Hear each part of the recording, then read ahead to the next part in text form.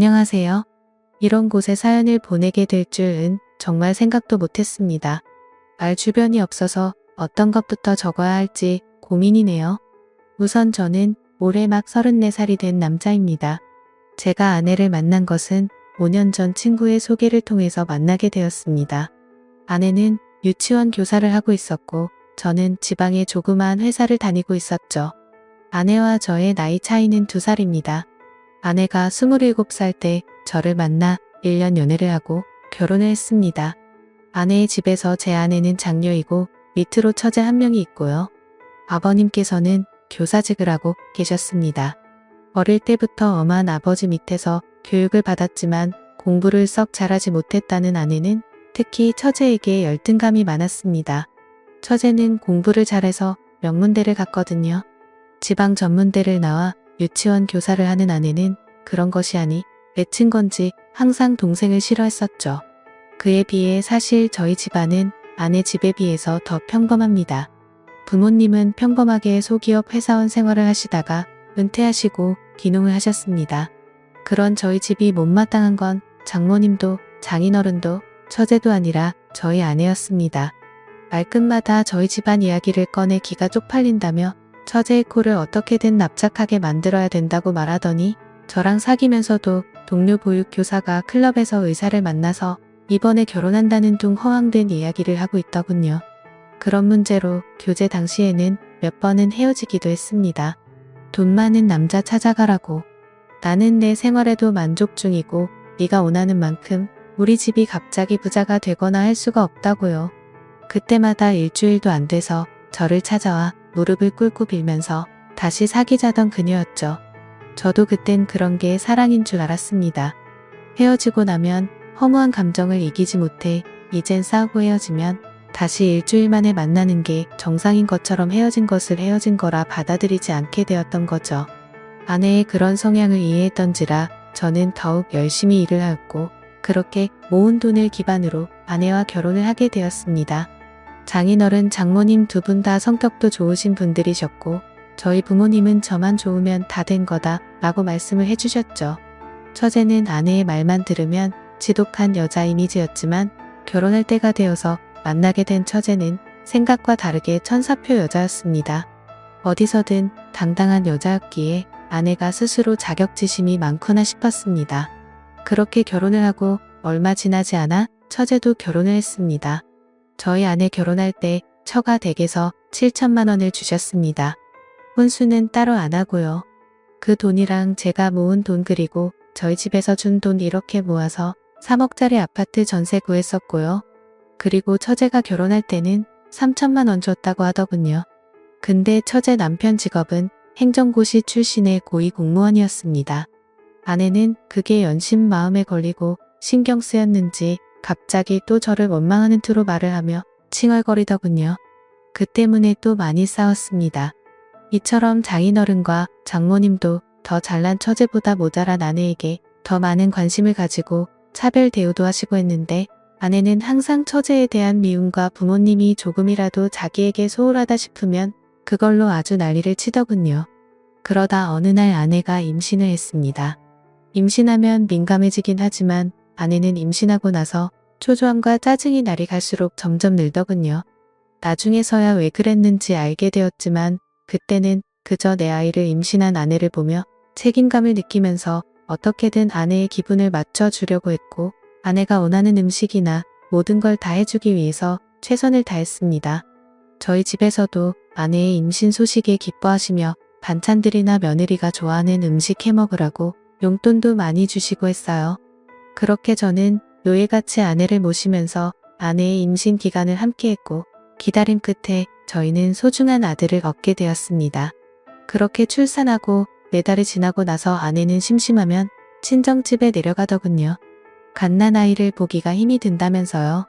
이제는 돈벌이도 제가 외벌이로 바뀌었던지라 경제적 부담도 많이 느꼈지만 저도 최대한 일을 마치면 일찍 집에 들어가 아내를 위해서 아기도 돌봐주고 했거든요.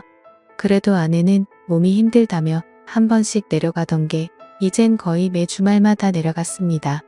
한 번, 두 번이야 저도 따라가고 했지만 어느새부터인가 아내가 내려가서 자신은 고향 친구들도 보고 싶고 해서 제가 따라오면 부담이 된다고 말하면서 혼자서 다녀온다고 말을 하더라고요.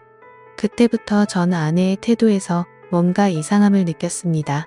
그러던 중 주말이 되자 한사코 저보고 따라오지 말라며 혼자서 첫가를 내려가더군요. 그래서 집에 잘 도착한 건지 걱정이 되어서 아내에게 전화를 걸었더니 받지 않았고 장모님께 전화를 하니까 아이만 맡겨두고 친구랑 놀러 간다며 말하고 바로 나갔다고 하더군요.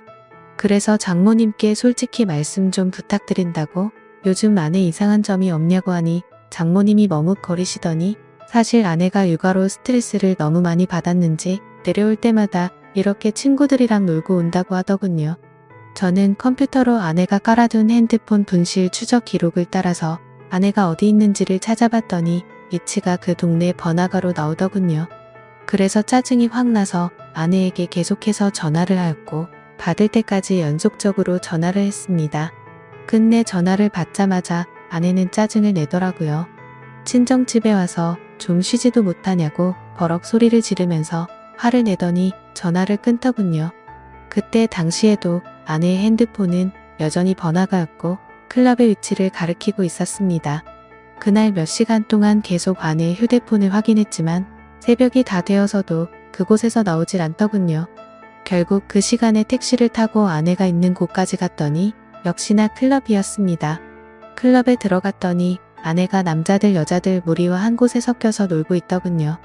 얼마나 술을 마셨는지 저도 알아보지 못하고 옆 남자에게 기대어서 자고 있는 모습에 순간 화가 치밀어 오르더군요. 제가 성질을 내자 남자들이 누구냐며 저에게 시비를 걸길래 여자 남편이라니까 이 여자 유부녀였냐고 하면서 화를 내고는 가버리고 아내 친구들도 짜증난다며 그 남자들이랑 같이 나가버리더군요. 시간이 조금 지나자 아내는 술이 좀 깼는지 그때서야 저를 알아보며 여긴 왜 왔냐며 오히려 화를 내더군요. 여기가 너가 말하는 집이냐고 장난치냐고 하니까 친구들끼리 놀다 보면 올 수도 있지 이걸 뭐 스토커처럼 이렇게 찾아와서 분위기만 다 조진다는 말에 화가 나서 어깨를 끌어당겨서 일으켜 세웠습니다. 그랬더니 경찰을 불러서 제가 폭행했다고 하더군요. 결국 장모님이랑 장인어른 다 오시고 아내 타일러서 그건 별일 없이 넘어갔는데 아내는 끝까지 지가 잘했다는 듯이 집에 와서도 장인 장모 앞에서 고개를 빳빳하게 들고 한 번 논 거 가지고 이렇게 폭력적인 인간이랑 못 지낸다고 이혼할 거라고 큰 소리 치더군요. 그래서 저도 그 자리에서 화가 나서 넌 나랑 실례라는 걸 깨버린 거라고 나한테 거짓말하고 클럽이나 다니는 년을 내가 뭘 믿고 아내로 믿냐고 했습니다. 술은 떡이 되어서 다른 남자랑 모텔 갔을지 내가 어떻게 아냐니까 네가 봤니? 네가 봤어? 하면서 손가락으로 삿대질을 하더군요. 장인은 저한테 너무 흥분한 것 같고 미안하다고 일단 집에 가 있으면 딸을 잘 타일러 보겠다고 하더군요. 저는 너무 화가 났지만 밤이 늦어서 꾹 참고 집에 돌아왔습니다. 그 후 이 상황이 너무 답답해서 동창들에게 이야기를 했더니 제일 친한 친구가 저한테 정말 생각하기 싫은 일이지만 친자가 맞는지 확인을 해보라고 하더군요. 저는 그 말에 며칠을 고민했습니다. 근데 그 제안에 심어진 의심이 떨쳐지지 않고 혹시 설마라는 생각들이 계속해서 커져가서 저도 미쳐버릴 것 같더군요.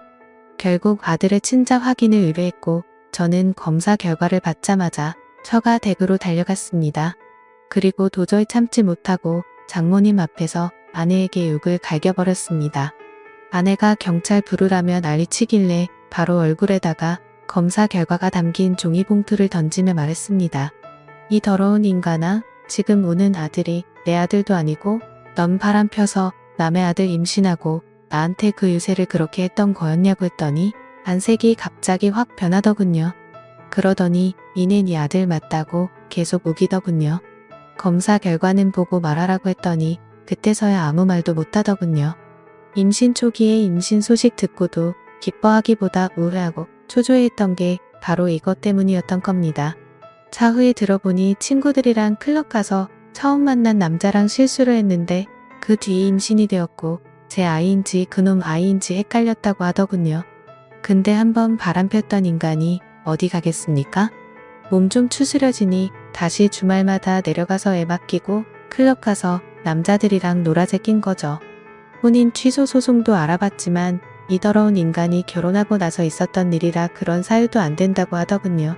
그리고 결국 장인어른이랑 장모님 찾아와서 저한테 용서를 구하시며 원하는 대로 하겠다고 하시더군요. 아내녀는 끝내 저 무섭다며 안 찾아오더군요. 하지만 도저히 이 결혼 생활을 이어갈 수 없다고 장인어른과 장모님께 설명을 하였고 결국 합의 이혼을 하였습니다.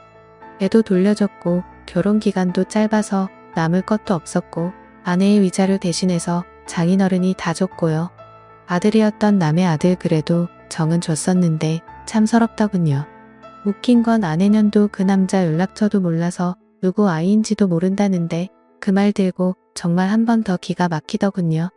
결국 몇 년 지나서 소식 들었더니 애는 장인 장모 아이로 들여놓아서 두 분이서 키우고 있고 그 여자는 이 남자 저 남자 만나면서 산다고 하더군요. 참 대단한 여자입니다. 지금까지 제 사연 들어주셔서 감사합니다.